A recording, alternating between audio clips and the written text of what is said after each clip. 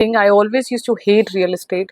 Commission क्या होती है, आपने किया क्या है, ये वर्ड्स हमने अक्सर सुने हैं। बट अगर आप कहेंगे कि मैं रियल एस्टेट में क्यों आई हूँ और कैसे आई हूँ, तो रियल एस्टेट उस कदर मुझे सूट कर जाएगा that I will be able to do so well here. Advocate होना और साथ में रियल एस्टेट में होना एक बहुत अच्छा डेफिनेटली एक कॉम्बिनेशन है। दूसरे बंदे को शट अप कहने का मादा रख सकें, तभी आपको एक रियलिटर, एक रियल एस्टेट ब्रोकर बनना चाहिए। ये बहुत बहुत बड़ी बात आपने कही है। Yes, money that you earned out of that cheating, मेरे को नहीं लगता दैट वो क्या आपको बात किसी है। तरह से भलाई दे ट्रू। सकती है। आपको नहीं लगता ये थोड़ा सा मेल डोमिनेटेड?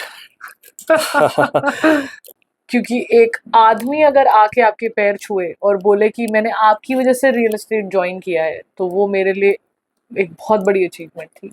तो घर उसके थ्रू खरीदा जाए जो आपके लिए प्रोफेशनल हो, या एक ब्रांड हो, या ऐसा हो जिसकी रेपुटेशन मार्केट में। Karma is everything, so karma is all profound to intuitions. If your karma is right, God might guide you in a lot of humble ways that you may not even imagine. Eminent publication podcast में आप सबका स्वागत है। आज हमारे साथ हैं एक amazing personality, a super powerful personality, Alisha Khanna ma'am. बहुत बहुत स्वागत है आपका। Thank you. आप एक रियल एस्टेट एक्सपर्ट हैं, एक एडवोकेट हैं, साथ में स्पिरिचुअलिटी में भी आपका एक बड़ा ध्यान है। साउथ दिल्ली मार्केट में आपने एक बड़ा नाम अपना बनाया है, अपनी जो 42 ईयर लेगेसी को आप आगे लेके गए हैं। सो यहाँ मैं दर्शकों को बता दूं, ये पॉडकास्ट बहुत बहुत बेनिफिशियल हम सब के लिए होने वाला है। रियल एस्टेट से हर छोटी बड़ी जानकारी आज हमें हमारे पॉडकास्ट में मिलने वाली है through ma'am. We are fortunate to have you Thank you. And welcome once again. Thank you so much for having me. Thank you. Start करें बिल्कुल, absolutely. मैम। सबसे पहले अपनी जर्नी के बारे में बताएं, आपके बैकग्राउंड के बारे में, रियल एस्टेट में एंट्री कैसे हुई? So basically, ये मेरा खानदानी काम है। It's my 42-year-old legacy, as जो आपने राइटली मेंशन किया, मेरे फादर साहब का बिजनेस है। I am the only child, that's another thing. I always used to hate real estate. I used to think कि ये सबसे ही बेकार काम है, बिकॉज इसमें लोग काम करवा लेते हैं और लास्ट में कई बारी to give that amount back तंग करते हैं कि कमीशन क्या होती है, आपने किया क्या है, ये वर्ड्स हमने अक्सर सुने हैं। प्रॉपर्टी डीलर्स फेस करते हैं, बिकॉज तब रियलिटर वर्ड नहीं था, ब्रोकर होता था या एक प्रॉपर्टी डीलर होता था। तो मेरे फादर साहब ने ऑफ कोर्स 42 साल वो काम किया है। And when I used to see him, I never used to wanting to enter real estate. Law was always my passion. Ever since I was in class 8th, I wanted to be an advocate, so I pursued law. While I was pursuing law, I also opened a salon, and that salon was running for good 12 years up till 2022. So transactions में तो मैं school time से जा रही हूँ अपने dad के साथ। बट अगर आप कहेंगे कि मैं रियल एस्टेट में क्यों आई हूँ और कैसे आई हूँ, तो वो of course because I was the only child, I had to enter real estate, keeping up my father's legacy. Otherwise वो खराब हो जाती, जो उन्होंने इतनी मेहनत, इतना नाम कमाया। And another factor to get into real estate is that I was doing salon, I was doing a little bit of law, but I wanted something that was giving endless amount of money. That's why real estate was the last option for me. But I didn't know कि real estate उस कदर मुझे suit कर जाएगा that I'll be able to do so well here. Wow, sounds good. Yes. And ये बिल्कुल आपने सच कहा। ये चीज़ें होती हैं, जी, प्रॉपर्टी बेच दी, पूरी हेल्प कर दी एंड बाद में बोला कि उसने किया ही क्या है। करेक्ट। एंड लकीली ये वाली जनरेशन ये शायद नहीं फेस कर रहे। अब बहुत ज़्यादा एक अब ऑफ लीगल कोर्स सिस्टम आ गया है यस सिस्टम और आ वो गया है। कॉम्बिनेशन भी अच्छा है आपका। हाँ जी, बिल्कुल। एडवोकेट होना और साथ में रियल एस्टेट में होना एक बहुत अच्छा डेफिनेटली एक कॉम्बिनेशन है।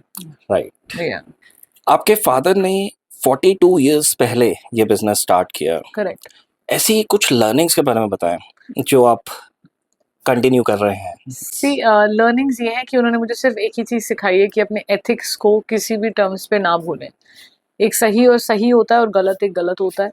अगर कोई सेलर या बायर कुछ चीज़ पे, कुछ कंडीशन पे ओवर पावर करने की कोशिश करे, किसी भी टर्मिनोलॉजी पे, तो हम कोशिश करते हैं कि हम दूसरे बंदे को शट अप कहने का मादा रख सकें, तभी आपको एक रियलिटर, एक रियल एस्टेट ब्रोकर बनना चाहिए। अगर आप दोनों तरफ चिकनी चुपड़ी बातें करना चाहते हैं, and you want to be in the good books of both the parties, then वो थोड़ा सा डिफिकल्ट हो जाता है. येस, आई एग्री, हमारा काम एक बैलेंस मेंटेन करना है, एक ब्रिज मेंटेन करना है between the buyer and the seller. But the bridge maintenance also does not mean that we side a wrong person. We definitely have to say that this is white and this is black. So that's what it is. ये बहुत बहुत बड़ी बात आपने कही है. Yes. And बहुत कम ऐसे लोग होते हैं जो सच बोलकर प्रॉपर्टी बेचते हैं. एंड इट्स रियली इम्पोर्टेंट कि एक जो रियल एस्टेट एक्सपर्ट है जी. वो सच बोले, सच करेक्ट का साथ करेक्ट दे. Correct correct. ये बहुत इंपॉर्टेंट है. इस बिजनेस में आना ही तब चाहिए अगर हम सच बोल सकें. अगर हम एथिक्स को कहीं पर भी विड्रॉ करते हैं थोड़े से पैसे के लिए, आज नहीं तो कल रेपुटेशन तो अलग खराब होती है. But somewhere or the other that money that you've earned out of that cheating, मेरे को नहीं लगता that वो क्या आपको बात किसी है. तरह से भलाई दे True. सकती है. True. आपको नहीं लगता ये थोड़ा सा मेल डोमिनेटेड ये एरिया है? ये सवाल मेरे पास अक्सर आता है that male dominated है. Yes, when I joined real estate, 99.99% they were Yes. only men. Men. I used to be always on a table where there used to be 10 men and I was the only woman. I have also sat at a table where there were humongous, miserable men जिनको behave भी शायद नहीं करना आता. True. And I was the only woman retaliating back to them. A set of people, I remember एक transaction थी कोठी की बहुत बड़ी, उस तरफ से 4-5 लोग उसको represent कर रहे थे और इस तरफ से अकेले मैं थी and मेरा client था. So yes, there have been times where there have been more than 5-6 people, 10 people sitting on the table who are full of men and I'm the only woman sitting right there. It is a male-dominated industry. We all know that. There's no doubt about it. But again, that was another, वो कहते हैं ना, एक push मिला उस चीज से कि अगर इस फील्ड में कुछ करके दिखाया जाए तो वो एक अलग ही बात होगी. Because as a male-dominated industry, a woman leading it makes a lot of difference. So that was the thought process behind it. And yes, touch wood, I think I have given enough justice that a lot of women come up to me and say कि हमने real estate आपको देख के या आपकी वजह से join किया है. Even for that matter, men say that to me. There was a guy who was I think 10 years or 12 years younger to me. मैं एक वृंदावन event पे गई थी श्री डिवाइन ग्रुप के, वहाँ पर वो मुझे मिल गए. But the moment he saw me, he came and he touched my feet. तो मैं बहुत रोई उस दिन, क्योंकि एक आदमी अगर आके आपके पैर छुए और बोले कि मैंने आपकी वजह से रियल एस्टेट ज्वाइन किया है, तो वो मेरे लिए एक बहुत बड़ी अचीवमेंट थी, बहुत बड़ी अचीवमेंट थी. That's the reason I literally cried that night. मेरी टीम मेरे साथ थी, वो इस चीज़ के साक्षी हैं कि उन्होंने तो बाई चांस रिकॉर्डिंग हमारी ऑन ही रहती है हर टाइम, और वो ऑन थी एंड वो सारे मोमेंट कैप्चर हो गए एंड दे सॉ कि I was moved with the fact that ऐसे भी पेरेंट्स हैं जो अपने बेटों को आज ये सिखा रहे हैं कि अगर एक वुमन अच्छा कर रही है तो आप उसको भी अपना आइडल मान के आगे बढ़ सकते हैं. क्या बात है. This I is can imagine yeah. कि वो कैसे This रहा actually happened. We have a video that is out on Instagram. Wow. जब उसने literally आया और he started saying कि मैम मैंने आपकी वजह से join किया real estate. And he came and he touched my feet and I was taken aback. क्या बात है. कि ये भी ऐसे भी बच्चे हैं जो माँ बाप उनको ये सिखाते हैं कि औरत के पैर छुओ क्योंकि वो आपकी आइडल है. ये बहुत बड़ी बात है. मैं सैल्यूट करती हूँ उसके पेरेंट्स को. मेरी अचीवमेंट शायद बाद में है, बट ऐसी अपब्रिंगिंग किसी लड़के की आज की डेट में होना, ये बहुत बड़ी बात है. I believe in equality. You do, a lot of men do, but ऐसे भी लोग हैं ना जो कहते हैं कि men is the supreme power, controlling power, लड़के ही सब करते हैं. तो हम ऐसे लोगों से ज्यादा मिलते हैं. अधिकतर हम ऐसी कम्युनिटी में रहते हैं जहाँ पर यही सिखाया जाता है कि बेटे पहले आते हैं, बेटियां बाद में. तो हम ये साइकोलॉजी को रिवर्स करने में लगे हुए हैं. टीम में भी मैं कोशिश करती हूँ कि जो काम एक आदमी करे वो पहले एक औरत करे. अभी भी आपके यहाँ आने से पहले मेरे पास मेरी टीम में 4 लड़के हैं इस टाइम जो मेरे साथ यहाँ खड़े हैं, बट एक डॉक्यूमेंट देने, किसी से साइन कराने, मैंने अपनी एक और असिस्टेंट है, वो लड़की है, वो अकेले ड्राइवर और गाड़ी लेके गई है वो साइन कराने. तो मैं हमेशा प्रेफर करती हूँ कि कोई भी काम है उसका फर्स्ट टॉप नॉच एक औरत को दिया जाए. उसके बाद अगर औरत को कोई हेल्प चाहिए या कंसिडरेबली कोई और रीजन हो सकता है, तो the next option for me is sending a man. क्या बात है. Ma'am, I think women being in this field real estate और एक अनफेयर एडवांटेज भी मिल जाता है. बिकॉज जितने मेन हैं वो पोलाइट हो जाते हैं, वो और हम्बली बात करते हैं. एडवांटेज, डिसएडवांटेज और एडवांटेज ये है कि बदतमीज आदमी तो बदतमीज ही रहते हैं. ये भी मैं आपको बता दूं. There have been times when yes I've got advantage of men being more courteous towards me, ma'am आप चलो, all of that. बट वो कर्टसी अगर काम कहीं गलत या कुछ ऐसा हैम्पर हो रहा हो तो वो कर्टसी सब एक साइड हो जाती है और जो एक्चुअल रूप होता है वो सामने आ जाता है.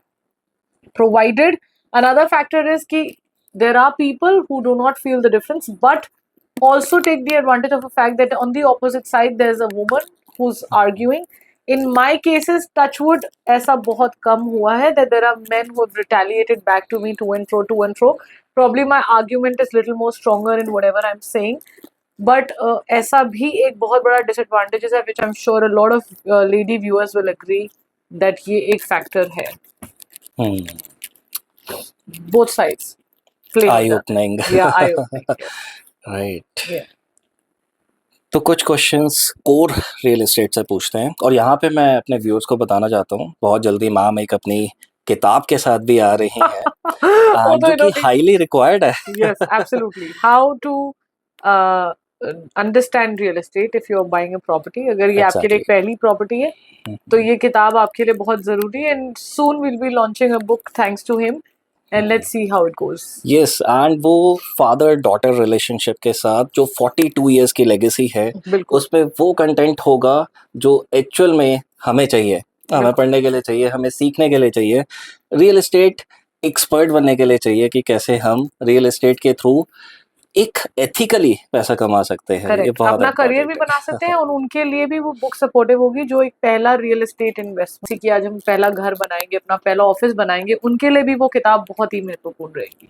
ये किताब हर किसी के लिए है. एब्सोल्युटली. एंड कितना अनसर्टेन मार्केट है जहाँ स्टॉक्स में हम पैसा नहीं लगा सकते, गोल्ड सिल्वर और सबसे ज्यादा आई थिंक पैसा जो देने वाला है स्टेबलाइज वो रियल एस्टेट. हाँ, बिल्कुल. जिसने 90s में या 2000 का जो वो टाइम है उस टाइम पे प्रॉपर्टी बना ली, तो आज yes, absolutely millionaires. Yes. Correct. तो core question related to real estate मैं आपसे पूछना चाहूँगा. तो हम ट्रस्ट कैसे बनाएं और सीक्रेट आप बताएं कि साउथ दिल्ली में इतना बड़ा नाम आपने बनाया हुआ है, ट्रस्ट कैसे बनाया? सच्चाई से. ए ब्लैक को ब्लैक और वाइट को वाइट बोलना सीखे तो सच्चाई ही ट्रस्ट का बिहाफ बन सकती है. अगर आप सच नहीं बोलते हैं, झूठ बोलते हैं, मैनिपुलेट करते हैं, चिकनी चुपड़ी बातें करते हैं, गुड बुक्स में रहना जानते हैं, जो अधिकतर हमारी ब्रोकर फ्रेटर्निटी करती है कि ना इसका दिल टूटे ना उसका टूटे, दोनों से हमें अच्छी अच्छी मीठी मीठी बातें करनी है, बटरिंग करनी है. उस हिसाब से अब वो रियल एस्टेट के टाइम और जमाने चले गए where we have to be blunt on the face and say कि हाँ इसमें इन्वेस्ट करोगे तो ये होगा, इसमें करोगे तो ये होगा. अगर आप ग्रे एरियाज में रखोगे किसी को ये कह के कि हाँ ये चीज़ है, ये तो आपको 4 गुना दे देगी, आई थिंक वो झूठ होगा. That is wrong.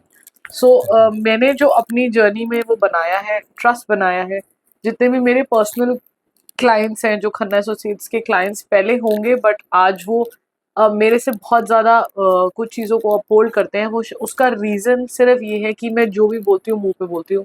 वो एक बहुत बड़ी बुराई भी है कि लोग आपको ये कह सकते हैं कि आप मुंह फट हैं, आप गलत तरीके से बात करते हैं. बिकॉज सच को सच बोलने का अधिकतर लोग उसको शायद डाइजेस्ट नहीं कर पाते, कुछ लोगों को अच्छा नहीं लगता. तो सच्चाई ही बिना बिहाफ है, मतलब एक नींव है ट्रस्ट को क्रिएट करने के लिए. शुरू में थोड़े टाइम के रिलेशनशिप के लिए शुगर कोटिंग चल जाता है, लेकिन अगर जिंदगी भर का वो चाहिए तो नहीं, क्योंकि जो एक बार प्रॉपर्टी लेगा उसके फैमिली मेंबर्स हैं, रिलेटिव्स हैं, एवरीवन विल रिकमेंड यू अगर उसे प्रॉपर्टी वो फलदायक रही. बिल्कुल करेक्ट, सही कह रहे हैं बिल्कुल जी. अच्छा, south Delhi real estate market को आप किस तरह से देखते हैं? या इन्वेस्टमेंट के लिए या फिर हम जो व्यूअर्स हमें देख रहे हैं, इन्वेस्टमेंट के लिए हमें क्या क्या की फैक्टर्स होने चाहिए for buying a house, a commercial or anything? So when you're looking to buy an investment, so there's a difference. जब आप investment करते हैं, the investment is basically purely to earn money. So now we cater about 2 things. We say that one investment is residential, one investment is commercial. Right.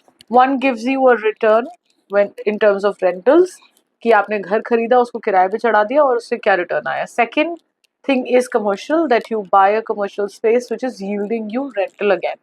So commercial and residential main factors that you have to see is that the location and the kind of aspect or the kind of probability of that particular location being an advantage of the market being upholding. That means अगर आप कोई ऐसी market में invest करें जो इस time पर बहुत demand में है, जैसे for a jeweler market, M block market हमारी GK1 में है, for jewelers it's too much in demand क्योंकि वो एक jewelry hub है. If you're going to buy a wedding jewelry, तो लोग प्रेफर करते हैं कि हम साउथ एक्स या एम ब्लॉक मार्केट GK1 में चले जाएं. वहां पर आपको अधिकतर 80-90% of the big major jeweller brands मिलेंगे. So you have to see कि कौन सी मार्केट में किस तरीके से हम इन्वेस्ट करते हैं और उस मार्केट की क्या डिमांड है in terms of the rationality of the profession that you want to incur there. Residential aspect अलग होता है. कोई भी एरिया जो डेवलप अभी हो रहा है या पूरी तरह डेवलप नहीं हुआ है या वो सेगमेंट नहीं आया डेवलपमेंट का कि हम एक पीक पे खड़े हैं और वो चीज ऑलरेडी फुली अपनी उस पे है कि वो रिटर्न्स दे पाए. साउथ दिल्ली एक ऐसी मार्केट है जो आज से 10 साल पहले लोग कहते थे कि वो अपनी लास्ट एज ऑफ इंक्रीमेंट पे आ चुकी है. बिकॉज अब ऑब्वियसली डिमांड तो साउथ दिल्ली की कभी भी डाउन नहीं होती, but rates, yes we are touching a bar की रेट्स और नहीं बढ़ेंगे. बट आज भी South Delhi in the last 3 years, as my viewers or as my clients or realtor associates will agree, that एक कोठी की कीमत जो आज से 3 से 4 साल पहले 11 CR थी, आज की डेट में 20 CR है. तो we are standing at almost 40 to 45% uphold because of the demand generation, or the other difference could be that और कहीं area investment लोगों को इतना सूटेबल नहीं लग रहा या एक वो कॉन्फिडेंस नहीं आ रहा कि अगर हम वहाँ इन्वेस्ट करेंगे तो वहाँ इन्वेस्टर मार्केट ही इतनी ना आ जाए कि एक्चुअल एंड यूजर नहीं है. But actual and user south Delhi में कभी भी क्वेश्चनेबल नहीं होता because actual and user south Delhi के एड्रेस पे रहना चाहता है. ये तो हो गई कमर्शियल एंड रेजिडेंशियल एस्पेक्ट. अब हम आ जाते हैं जमीनों के एस्पेक्ट पे. ओहो, हमने तो 2.5 करोड़ का था तब ले लेना चाहिए था, आज तो 5 करोड़ का हो गया, आउट ऑफ बजट हो गया. आज जेवर एयरपोर्ट के आसपास की जमीन फिर भी कुछ 1-1.5 करोड़ में मिल जाएगी. आने वाले टाइम में फिर लोग यही बोलेंगे ये 5 करोड़ की हो गई, हम तो तब लेना चाह रहे थे, क्या हो गया, अब where we sleeping. So this is the difference of residential, commercial, lands और the areas that you want to invest in. Right. और बहुत ज़रूरी है लीगल डॉक्यूमेंटेशन. लोग पैसा लगाने से थोड़ा डरते हैं कि वो एरिया गवर्नमेंट की तरफ से वो लीगल है या नहीं. एंड ऐसे टाइम पे आप लोग बहुत अच्छा काम कर रहे हैं कि उन्हें सही रिपोर्ट दे रहे हैं. That's very right, very important. लोगों को सही तरह से वो गाइडेंस देना.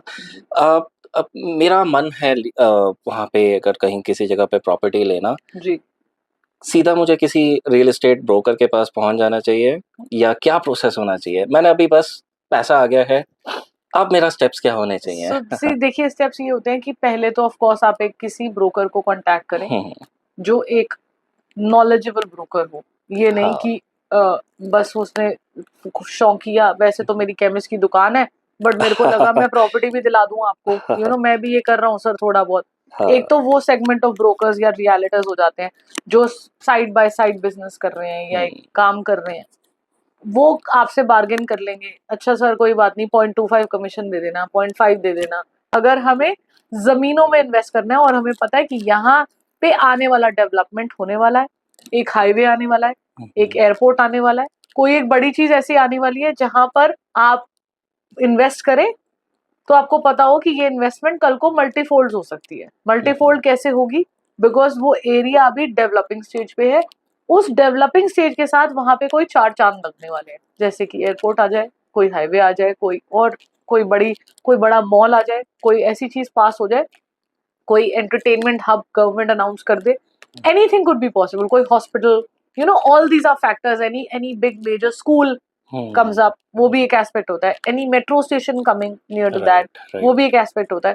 तो वहां की नियर बाय एरियाज की जमीन आप खरीद सकते हैं. आपके नोएडा में बैठे जेवर एयरपोर्ट आ गया, पहले नोएडा को कौन पूछ रहा था? आज से if we rewind 12 years back, 15 years back, Noida लोग जाने से डरते थे कि वहां इन्वेस्टमेंट है. आज आप देखें कि नोएडा के क्या प्राइसेस टच हो रहे हैं. सेक्टर 44, 46 की तरफ एक सेगमेंट ऑफ प्राइस है. एक्सप्रेसवे पे चढ़ जाएंगे तो एक अलग प्राइस सेगमेंट है जैसे जैसे सेक्टर्स आगे होते जाएंगे. बट जब से जेवर एयरपोर्ट लॉन्च हो गया, सबको पता है official flights are going to take off. Now we know that lands in and around Jewar airport are always going to be going up in prices. So अभी भी सही टाइम है ये इन्वेस्टमेंट का आगे से 3-4 साल के बाद प्राइसेस फिर वही हाल हो जाएगा। जैसे आज लोग साउथ दिल्ली में मकान लेने को तरसते हैं कि कुछ मत देना, मैं उस साइड से ले लूंगा, तो वो उस साइड से क्यों ले लेगा? बिकॉज उसका कुछ इंटरेस्ट हो रहा होगा।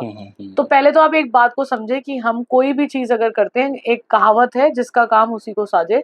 तो अगर आप कोई प्रॉपर्टी खरीद रहे हैं जहां आप करोड़ों इन्वेस्ट करने की बात कर रहे हैं, so definitely you should be approaching the right professional.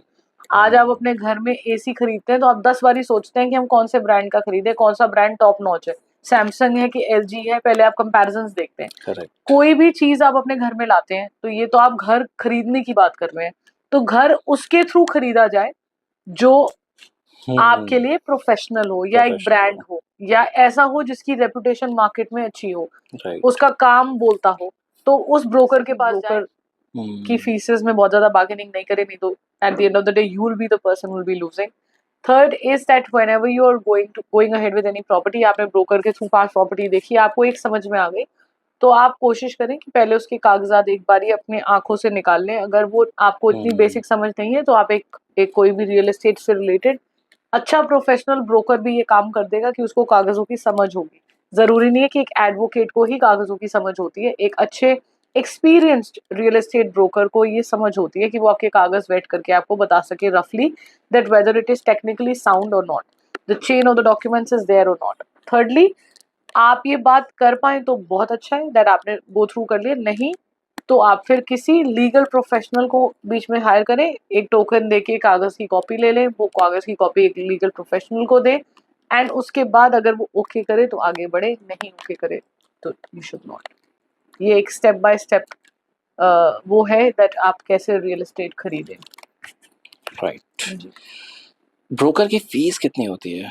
Broker की फीस डिपेंड करता है again 1% of the total consideration amount. कई बारी 0.5 लोग बार्गेन करते हैं, तो कुछ ब्रोकर्स यस कर लेते हैं कि मजबूरी है, कोई बात नहीं, कुछ तो मिलेगा। बट आई थिंक जहां पर एक वो टेक्निकल या रैशनल ब्रोकर होगा, या someone who will be having high knowledge and confident about his work, मेरे हिसाब से वो रियलिटीज नहीं है जो बार्गेन कर लेते हैं। बट अगर कर लेते हैं तो वो उनका पॉइंट है, बट हम लोग नहीं करते हैं। 1% कमीशन आपको देनी चाहिए, खुशी से देनी चाहिए, because when you are investing an amount of 2 to 3 or 4 CR, whatever amount, 2 lakhs is no amount that you're giving to a broker to get things done for you. It's unnecessary broker की fees के साथ वो करना, and कई बार तो clients game भी खेल जाते हैं उस तरह से कि करेक्ट इतनी मेहनत लगा दी और उसके बाद वो डायरेक्टली अप्रोच कर लेते हैं। करेक्ट। फिर वो वहां पे कुछ केसेस में नुकसान भी बहुत होता है। कैसे? दैट अगर आपने डायरेक्ट डील करी, आपको नहीं पता कि वो नेगोशिएशन स्किल्स जिसके लिए वो एक ब्रोकर बना है, क्या बात है, क्या अगर 50 लाख वो नेगोशिएट करा सकता था, आपने जाके डायरेक्टली डील करी तो शायद 20 लाख ही आप नेगोशिएट करेंगे। आपको नहीं पता कि उसका मार्जिनल कितना है कि the other person get you that sort of negotiation. Right. But nonetheless, if clients feel that we are smarter than the person who has done a professionalism in certain field, then of course definitely अच्छी बात है उनके लिए। हाँ, मेरे ख्याल से एक अच्छा रियल एस्टेट एक्सपर्ट से मिले और ब्लाइंड फेथ करना चाहिए कि यस करेक्ट। अगर वो 2-4 लाख ले भी रहा है तो हमारा वो बेनिफिट ही करके देगा। वो बेनिफिट ही करके देगा इन टर्म्स ऑफ नेगोशिएशन, वो बेनिफिट करके देगा इन टर्म्स ऑफ डॉक्यूमेंट्स, वो बेनिफिट करके देगा इन टर्म्स ऑफ सर्विस।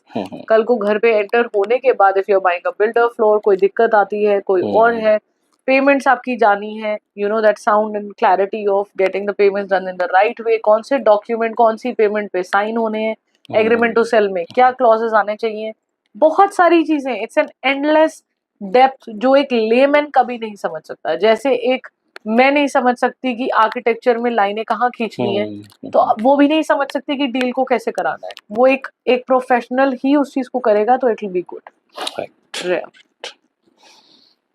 मैम, आज प्रॉपर्टी बायर्स को प्रॉपर्टी परचेज चाहे वो कहीं भी कर रहे हैं, साउथ दिल्ली में कर रहे हैं, नोएडा में, गुड़गांव में, कोई टॉप 3 लीगल चेक्स क्या होने चाहिए? First of all, chain of the document that you are seeing की पूरी चेन एग्जिस्टेंट है या नहीं, ओनरशिप की title should be clear. Second, legal check is that जब आप एग्रीमेंट साइन करें तो उसमें कुछ सर्टेन क्लॉजेस होते हैं pertaining to the owners of what the seller has to provide to you, वो चीजें उसके अंदर सही हो, टॉप नॉच हो। थर्ड, जब आप एग्रीमेंट या कुछ भी फर्स्ट स्टेप साइन करते हैं वो रजिस्टर्ड हो। ओके या ओके कोई भी आपकी अच्छे अमाउंट की अगर पेमेंट जा रही है तो आप on the behalf of some legal paper ही वो पेमेंट आगे दें। जी राइट। आप रियल एस्टेट के साथ एस्ट्रोलॉजी, स्पिरिचुअल गाइडेंस को भी इंटीग्रेट करते हैं, जी ये कॉम्बिनेशन कैसे काम करता है? ये कॉम्बिनेशन बहुत फैंटास्टिक काम करता है because in terms of numerology, in terms of astrology, ये बहुत बड़ी साइंस है, हम सब जानते हैं। आप भी वास्तु की टिप्स पे Correct. पूरी किताब आपने मुझे हाँ दी है, जी। Vastu secrets. So, Vastu, astrology, numerology, it's all energy-based science that we Right. all know, and I've tested a couple of times. Even people all across the globe have tested this, that it definitely works. So, इसका combination अगर real estate से किया जाए, आप कुछ आपकी date of birth क्या है, वो सूटेबल नंबर्स ऑफ प्रॉपर्टीज आपके लिए क्या रहेंगे, फेसिंग आपके लिए क्या सूटेबल रहेगी, क्योंकि लोगों की बहुत बड़ी कुछ डिसएग्रीमेंट्स हो जाते हैं दैट एक ही फैक्टर किसी ने बताया और ब्लाइंडली पूरी दुनिया उसको फॉलो कर रही है। हाँ। हमारा घर नॉर्थ ईस्ट फेसिंग ही होना चाहिए। अब मतलब जितने लोग साउथ फेसिंग घर में रह रहे हैं या साउथ वेस्ट घर में रह रहे हैं वो सभी बर्बाद हैं या वो सबके पास कुछ ना कुछ मिसिंग है। No, it's about channelizing correct. The right energy in the right way. तो वास्तु का एस्पेक्ट आ गया कि वास्तु में आप कौन से कॉर्नर को कैसे सिक्योर कर सकते हैं। फेसिंग आपकी कुछ भी हो, करेक्शन हो सकती है, पर अगर नहीं भी होती है करेक्शन तो डेफिनेटली हम बता देते हैं कि यस ये घर आप अवॉइड कर सकते हैं। कुछ एड्रेसेस भी इस तरीके से हैं नंबर वाइज, आप खुद एक 4 और 8 नंबर है। अब एक ब्लाइंड साइंस है जी, 4 और 8 नंबर ऐसा होता है, 1 3 5 6 बहुत अच्छे नंबर्स होते हैं। तो जितने भी बेचारे लोग जो 4 और 8 के डेट ऑफ बर्थ पे आए हैं वो सभी मतलब जिंदगी में कुछ नहीं करेंगे, ऐसा भी नहीं है। We can see top notch people having their date of birth in 4th and 8th, ऐसा भी नहीं है। But after our prime minister Narendra Modi ji is born on a 8 का टोटल, तो हम कैसी बात सोच सकते हैं कि एक एक प्रधानमंत्री जो देश चला रहे हैं और इतनी बेखूबी देश चला रहे हैं, बाखूबी आप देखते हैं पूरे वर्ल्ड में जो मोदी जी ने किया है वो शायद किसी ने नहीं किया। तो वो जो कर रहे हैं, अगर वो 8 नंबर हैं तो क्या उनकी पूरी जिंदगी बर्बाद है? नहीं। But yes, there must be struggles in his life, there are other aspects. So ऐसे ही हर घर के हर एड्रेस के साथ एक एस्पेक्ट आता है जो नंबर्स मैं चेक करती हूँ लोगों के लिए। एंड उसके साथ एस्ट्रोलॉजिकली यस, आप किस लगन के हैं, कहाँ आपका चंद्रमा बैठा है, वो चीजें बहुत डिफाइन करती हैं। आपके चौथे घर का मालिक क्या है, हम फेसिंग क्या क्या ले सकते हैं, वो चीज भी डिफाइन करती है। तो ये सब चीजें एस्ट्रोलॉजी न्यूमरोलॉजी से बेस्ड आती हैं। इस साइंस को अगर आपके उस साइंस के साथ मिक्स कर दिया जाए कि हमने घर लेना है और वास्तु भी इम्प्लाई कर दिया जाए, life can be beautiful, it can be wonderful. हाँ राइट। और ये बहुत बढ़िया बात है कि प्रोफेशनली आपने इन कोर्सेज को सीखा है। और नहीं, मैंने कुछ भी नहीं सीखा है प्रोफेशनली। Okay. मैंने सिर्फ खुद पढ़ाई की है। In the last 15 years or more than that, I think ever since 2007, ever since I was in college, I started reading about it. 2010 के बाद तो मैंने बहुत ही पढ़ा। तो 15-16 साल हो गए मुझे इस साइंस को पढ़ते हुए एंड दिन रात अप्लाई करते हुए एंड एक्चुअल एक्सपीरियंसेस देखते हुए। तो yes, it does make a lot of difference. Yes. तो vastu really works. Yes, it जब हम does. दिशा और दशा दोनों देखते हैं एंड इट रियली तो वर्क्स। एंड दशा आ गई एस्ट्रोलॉजी एंड Yes. दिशा आ गई vastu. Vastu. Yes, correct. It really It works. really works, no doubt. अच्छा, प्रॉपर्टी डिसीजन में इंट्यूशन का भी एक रोल रहता है। Right. तो आप तो क्या कभी ऐसा कोई इंसिडेंट रहा हो कि बहुत आपको सारे ऐसे इंट्यूशन आया किसके साथ काम करना चाहिए या नहीं करना बहुत चाहिए? सारे ऐसे इंस्टेंसेस आते हैं, एक तो हाँ। मैं नहीं डिफाइन कर पाऊंगी, बट ऐसे बहुत से इंसिडेंट्स हैं दैट वेर इन मैंने क्लाइंट्स को बोला आप ये प्रॉपर्टी लोगे या ऐसा हो गया, या मैंने भी सोचा कि इनके साथ काम नहीं बन पाएगा, हाँ कुछ जी। भी हम कर लें, वो नहीं हो पाएगा। सो यस, डेफिनेटली ऐसे बहुत इंट्यूशंस बहुत काम करती हैं, क्योंकि at the end of the day है तो हम उसी भगवान के बच्चे and it's all about energy what we hold in ourselves. The kind of purity, intent बहुत मैटर करती है। अगर आपकी नीयतें साफ हैं तो सब कुछ ही अच्छा होएगा आपके साथ। बस सिर्फ इंटेंट के ऊपर ही तो पूरी दुनिया चल रही है। कर्मा, जिसको लॉर्ड कृष्णा कहते हैं, ठाकुर जी कहते हैं, karma is everything. So karma is all profound to intuitions. If your karma is right, God might guide you in a lot of humble ways that you may not even imagine. हाँ, वास्तु में भी ये चीज कहते हैं कर्मा सही नहीं है, मतलब जितना मर्जी हम वास्तु और चेंज कर लें, एस्ट्रोलॉजिकली जहाँ मर्जी ग्रीन कलर लगा लो या रेड लगा लो, कुछ नहीं होगा। कर्मा सबसे इम्पोर्टेंट कर्मा है। सबसे इम्पोर्टेंट। करेक्ट। यस। आप सोशल मीडिया में काफ़ी एक्टिव हैं। Right. रियल एस्टेट प्रोफेशनल के लिए डिजिटल प्रेजेंस आज के डेट में कितनी इम्पोर्टेंट है? सोशल मीडिया एक्टिव होना हर बिजनेस के लिए बहुत इंपॉर्टेंट है. It's not only for real estate. And yes, real estate has given me multifolds this because of social media. Social media मैंने start किया था 2022 में and आज 2026 चल रहा है. We are exactly 4 years down the line because April में मैंने start किया था and we are in month of May. So उसके अंदर मेरे लिए बहुत appraisal definitely आया है, name fame आया है. Right. And you can see people connecting from all over India, all over the world as well, wherein people are buying real estate through me, or there are clients references coming from all across. So social media definitely plays a very important role, and I would recommend कि real estate ही नहीं बाकी कोई भी profession हो तो वो definitely social media पे अपनी presence जरूर बनाए. बिल्कुल। अगर वो नहीं भी उसको बहुत ज़्यादा cater कर सकते, even if you're posting in once in a week, it'll make sense, but yes, your presence should be there. Yes, consistency is important. Consistency is important. Yes, absolutely. आपको Indian women achiever of year 2024 recognition मिला है. Right. तो इसके बारे में आप हमारे viewers को बताएं कि क्या इमोशनल मोमेंट भी रहा है वो, और वो हम लोग कैसे जीत सकते हैं ऐसे अवार्ड्स? See, basically कोई भी अचीवमेंट अगर आपको मिलती है, जैसे अभी आपने शुरुआत में जो मेरी introduction the, forget about an award, even if someone is talking about you like that, आपके अंदर एक sense of achievement feel होती है, right? Right. If anyone is appreciating you and genuinely appreciating you, मुझसे काम निकालने के लिए नहीं या मेरे से कोई selfish motive के लिए नहीं, तो yes, वो एक बहुत महत्वपूर्ण चीज़ होती है. मेरे लिए जो आपने शब्द बोले वो भी एक अवार्ड है, और वो जो मिला था वो भी एक अवार्ड है. और आगे जो मेरे पिताजी अगर मुझे रोज कुछ बोलते हैं कि तुम मेरी बेटी नहीं बेटा हो, तो वो भी एक अवार्ड है. है ना? ये भी एक बहुत टचिंग लाइन होती है wherein he can feel that my daughter can conquer the world. So ये भी एक बहुत बड़ा अवार्ड है, right? It's not always that something holding in your hand makes you feel recognized. The people who come to my office and they say कि हमें तो काम सिर्फ आपसे करना है, हमें ये कोठी सिर्फ आपसे बेचनी है, हमें ये ट्रांजैक्शन सिर्फ आपसे करनी है, बाकी कोई भी आता है हम उसे कह देते हैं गेट आउट. यू नो, इस तरीके का भी लोग आपके लिए स्टैंड लेते हैं, हमें मैंडेट्स देते हैं कि सिर्फ हम ही प्रॉपर्टी को रिप्रेजेंट करेंगे एज अ सेलर, एक हम ही प्रॉपर्टी को खरीदवाएंगे एज अ बायर. वो कॉन्फिडेंस जब कोई भी इंसान आके आपके अंदर दिखाता है या वो ट्रस्ट आपके अंदर दिखाता है, वो हर मोमेंट मेरे लिए उस अवार्ड से रिलेटेड है. So I am achieving every minute or every hour anyone comes to me and appreciates me and says that I'm doing a good job for anyone. Right. Women जो real estate entrepreneurship या business में आना चाहते हैं, उनके लिए कोई बड़ा मैसेज? उनके लिए सबसे बड़ा मैसेज ये है दैट अपने आप कुछ करके दिखाओ, है ना? डिपेंडेंसी मत रखो. मैंने कोई भी चीज के लिए ever since I joined real estate, or even before that, even when I was in my salon line, I had only opened up a salon so that I wanted to do something on my own, because मेरे को अपने dad का tag नहीं चाहिए था कि ये तो फादर के बिजनेस में बैठ गई तो सब कुछ तो इसको ऐसे ही मिल गया. यू नो, अब आज मेरे सैलून की वजह से कुछ क्लाइंट्स आते हैं कि हम आपको वहां मिले थे. अभी बहुत एक रिसेंट एग्जांपल हुआ है मेरे ऑफिस में यही, that client knew me because I had a salon there, and वो हमारे ऑफिस में आके बोला कि मैंने कई बार अप्रोच करने की कोशिश करी आपको, बट आपका नंबर नहीं मिला.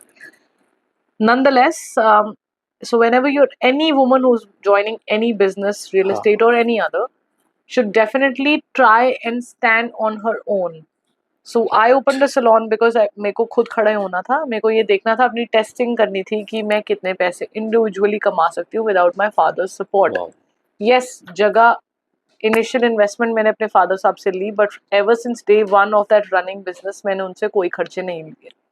ये एक एस्पेक्ट है. सेकेंड एस्पेक्ट ये है कि कोई भी बिजनेस जब आप ज्वाइन करते हैं एज अ वुमन, आपको बहुत सारे डिस्ग्रेसेस पहले आते हैं, ग्रेस बाद में आती है.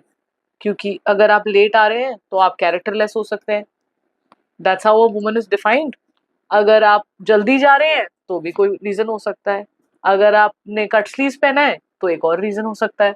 तो हमें बहुत सारी चुनौतियों से गुजरना पड़ता है एक औरत को, और ये एक मजाक नहीं है, ये एक सच्चाई है which on ground women will feel. अब मैं तो एक गाड़ी ड्राइवर पीएसओ टीम के साथ चलती हूँ, मुझे शायद ये इश्यूज नहीं आते होंगे, बट एक औरत जो घर से निकलती है काम करने, वो एक नौकरी कर रही है या एक अपना अलग एक बिजनेस चला रही है, या घर से निकलने एक ब्यूटिशियन किसी के घर वैक्सिंग करने जा रही है, आप उससे पूछें कि ये रास्ते में उसको कितनी तकलीफें आती हैं, कोई कमेंट भी देगा, कोई दो शब्द फालतू बात करने की भी कोशिश करेगा। So a woman has to go through a lot of hurdle in order to become someone independent. So yes, all the women out there, be independent, believe in yourself, don't be pushed back because of any man, and support घर से मिल रहा है तो बहुत अच्छी बात है, नहीं मिल रहा है तो भी बहुत अच्छी बात है, take it as a challenge and go ahead. Excellent message. Yeah. इस फील्ड में, रियल एस्टेट में, वुमेन को और ज़्यादा बोल्डनेस लाने की ज़रूरत होती है, मतलब और बोल्ड होना होता है, या हम हम्बल रहकर डाउन टू अर्थ रह के काम कर सकते हैं? बिल्कुल नहीं हाँ। बिल्कुल नहीं कर सकते आप। You have to be very very bold. अगर आपका वो सेगमेंट नहीं है, you are that woman who is docile, who gets touchy, रोना जल्दी आ जाता है, तो real estate is not the field for you. क्योंकि जिस कदर मैंने जो प्रीवियस उसमें बताया था, जब एक औरत घर से काम करने बाहर निकलती है तो उसको बहुत कुछ सहना पड़ता है। सिमिलरली अगर रियल एस्टेट में काम करने निकलती है तो चैलेंजेस कुछ अलग तरीके के होते हैं, पर होते ही वैसे ही है, मतलब बहुत ही डिसरप्टिव होते हैं।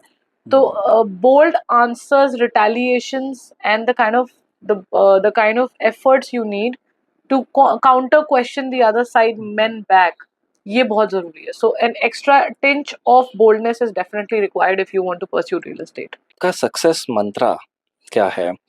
डेली डिसिप्लिन आप मेंटेन कैसे करते हैं? मैं रील्स भी देख रहा हूँ, आपका इंस्टाग्राम देख रहा हूँ, वो फॉलोअर्स इसीलिए बढ़ रहे हैं कंसिस्टेंसी, डिसिप्लिन की वजह से। हाँ। वही सबसे बड़ी प्रॉब्लम आज के डेट में हम सबके साथ है, वो डिसिप्लिन नहीं बन पा रहा।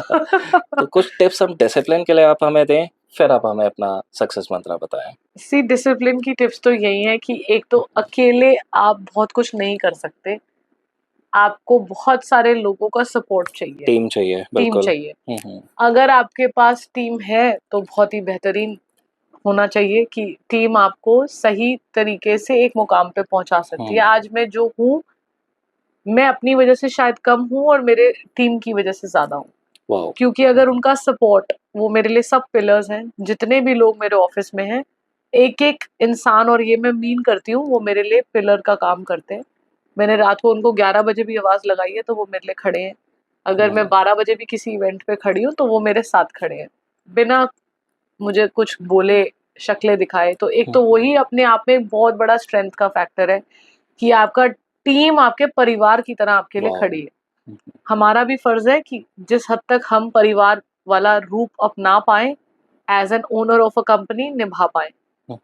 कई जगहों पे डिफिकल्ट हो जाता है because we have to own strict rules when you are owning a company, but yes, कोशिश की जा सकती है कि किसी एस्पेक्ट में आप उनको वो फैमिली वाला सुकून प्रोवाइड करवा पाए।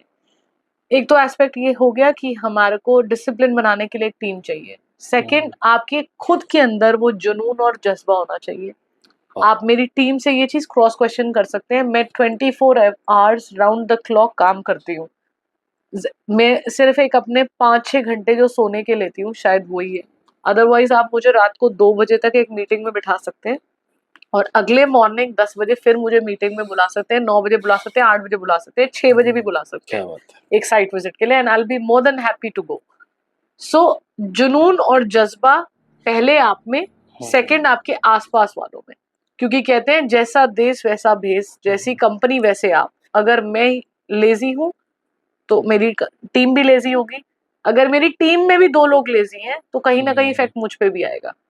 So it's always in sync, always in coordination.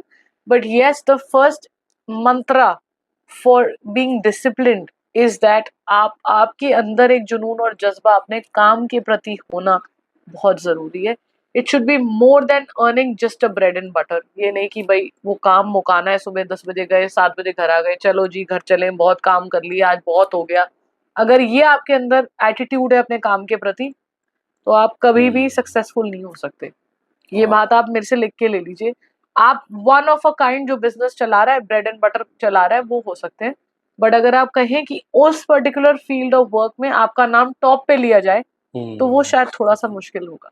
मैं अपने लिए भी बात करूंगी, अभी मैं टॉप पे नहीं आई हूँ, I am not rating number 1 on my self, but अगर मैं कहीं पर भी आई हूँ 10, 15वां, 20वां जो भी मेरा नंबर अभी है, उसको टॉप पे लाने के लिए मुझे शायद और थोड़ा डिसिप्लिन अपने अंदर लाना पड़ेगा, दैट कुछ चीज़ों को मैं फॉर ग्रांटेड ना लूँ और बेहतर तरीके से कर पाऊँ। अब रही बात सक्सेस मंत्रा की, जो सेकंड क्वेश्चन आपने पूछा, तो सक्सेस मंत्रा यही है कि मैंने सच्चाई और जो ए को ए और बी को बी बोलना सीखा है पहले डे 1 से। ये मेरी कमी रही है या पॉजिटिविटी रही है मुझे नहीं पता, बट यस, लोग इसको पहले मुझे कहते थे कि आप में बहुत बड़ी कमी है कि आप मुंह फट हैं, आप मुंह पे बोल देते हैं। बट आज मुझे ये फील होता है कि ये डिसएडवांटेज नहीं, एक एडवांटेज है। एडवांटेज है। जो अच्छे लोग होंगे वो इन चीज़ों को रिस्पेक्ट करेंगे, दैट आप एक रिस्पेक्टफुली पेश आ रहे हैं। But on the other hand आप उनके झुकाव में, उनके प्रेशर में आप उनकी लैंग्वेज नहीं बोल रहे हैं। ठीक है, अगर मेरे सामने मैं किसी से डील कर रही हूँ, कंपनी ओनर और लैंड ओनर, तो वो मेरे सामने डेफिनेटली औकात में, हैसियत में ज्यादा है, तभी मैं एक रियलिटर हूँ और वो एक ओनर है, राइट। बट आपका झुकाव नहीं हो जाना चाहिए कि ओहो ये तो 1000 करोड़ का आदमी है, तो जो आप ये बोलेगा मैं वही बोलूंगी, मेरी तो वर्थ इससे कम है, वो नहीं होना चाहिए।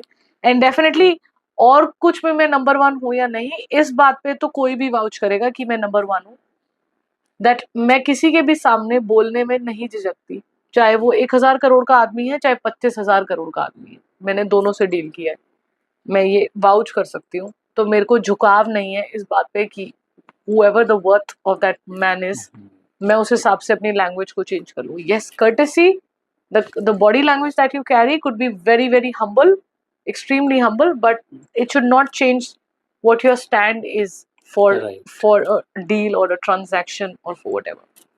वो सच्चाई वो बने रहनी चाहिए। Yeah, वो सच्चाई। We have to be ourselves. Yes, yes, वो सक्सेस मंत्र है। क्या बात है। तो हम फाइनल क्वेश्चन पे आते हैं एंड इसके बाद हम रैपिड फायर राउंड लेके। ठीक है। आपका आगे का विजन क्या है? अलीशा खन्ना ब्रांड को एक नेक्स्ट लेवल पर लेके जाना चाहते हैं? एब्सोल्युटली, ये कौन नहीं चाहता। वर्ल्ड वाइड रिकग्निशन के बाद ही I will feel that I have achieved a place. Once I'm called for opportunities all across the globe, only then I'll be feeling that I've achieved something. Dubai से तो वो achievement हमने ले ली। BMW ने बुलाया था हमें as an influencer for their brand, for their launch of Taj Wellington Mews. So Dubai has been a tick mark now. Now rest of the globe is left, and once we get opportunities from all over the globe is what we'll feel that we've achieved something and taken this to another level. Our best wishes to you. Thank you so much. Rapid fire round पे आते हैं। बिल्कुल। Real estate में सबसे important word, location, legal clarity या trust? Trust. Trust. आपके according success का formula, hard work, intuition या स्ट्रेटेजी? हार्ड वर्क, सिर्फ सिर्फ सिर्फ हार्ड वर्क, 24 घंटे हार्ड वर्क। क्या बात है। इंट्यूशन या स्ट्रेटेजी नहीं, बाद में, वो सब कुछ बाद में, सिर्फ हार्ड वर्क पहले, इंटेंट और हार्ड वर्क सब कुछ दे देगा आपको। Right. One habit that made you strong? One habit that made me strong, सही को सही बोलना is the only habit that I have, which made me very very strong. और सबके सामने वही। हाँ, सेम सेम सेम, आप किसी के सामने भी मुझे खड़ा करेंगे, सेम टोन है, सेम लैंग्वेज है, सेम बात करने का तरीका है, किसी के सामने मैनिपुलेट नहीं होता।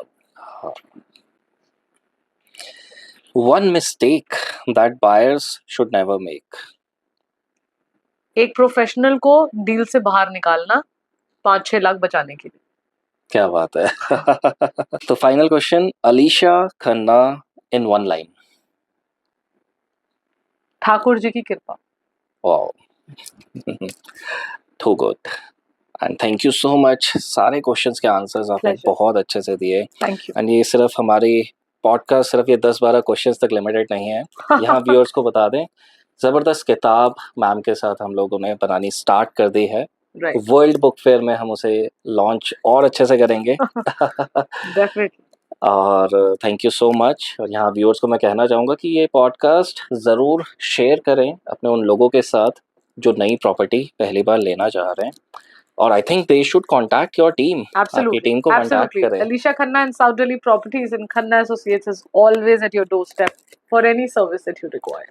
Noida, Gurgaon, anywhere. Anywhere in India, across the globe, anywhere. Thank you so much and excellent answers by you.